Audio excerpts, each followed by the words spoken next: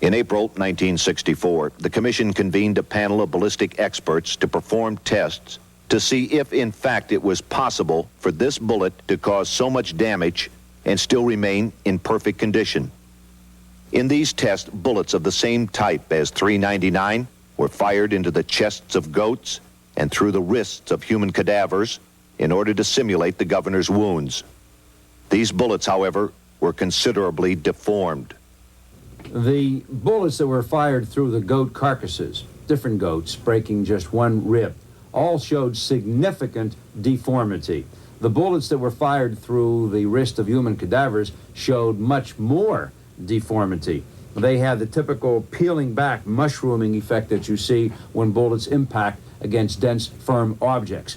And yet, Commission Exhibit 399, which according to the Warren Commission is the missile that broke both the rib and the wrist bone of Governor Connally, is, as I have already explained, essentially pristine. No, it could not have caused all the wounds, because our experiments have showed beyond any doubt that merely shooting the wrist deformed the bullet drastically. And yet this bullet came out as almost a perfectly normal, pristine bullet. Dr. Joseph Dolce was the chief consultant in wound ballistics for the U.S. Army, who supervised these tests for the Warren Commission. And so they gave us the original rifle, the Mannlicher Carcano, plus 100 bullets, 6.5 millimeters. And we went and we shot the cadaver wrist, as I've just mentioned, and in every instance, the front or the tip of the bullet was smashed.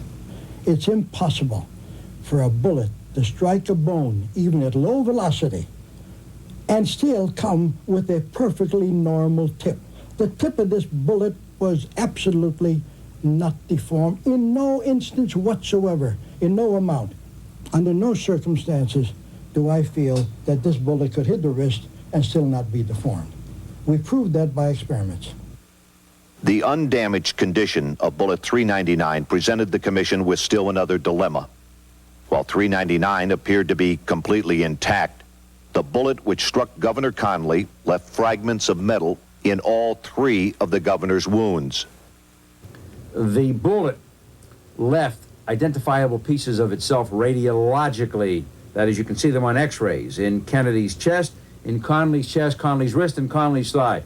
So we've got 4 anatomic locations in these 2 men where pieces of the bullet, albeit quite small, but visible to the naked eye, without any special enhancement photographic techniques, can be seen.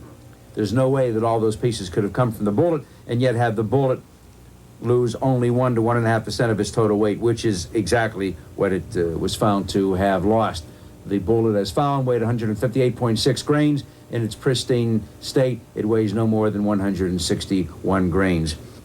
The conclusive evidence, which completely destroys the Commission's theory, is the fact that more grains of metal were recovered from Governor Connally's wrist wound alone than could have possibly come from Commission Exhibit 399.